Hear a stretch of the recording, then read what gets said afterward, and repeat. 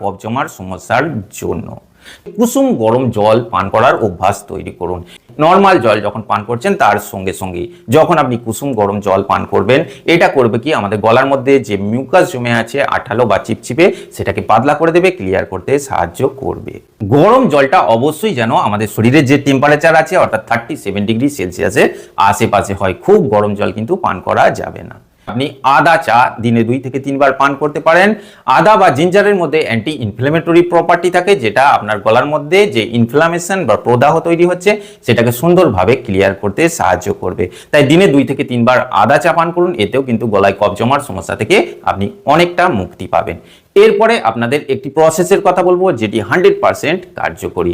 যদি আপনার সারাদিনে অনেকবার এই গলায় কফ জমার সমস্যাতে আপনি জর্জরিত হয়ে থাকেন, 1 চামচ পিওর মধু নেবেন এবং তার মধ্যে 2 চিমটি বা 2 চুটকি মতো হলুদের গুঁড়া বা পাউডার এবং 1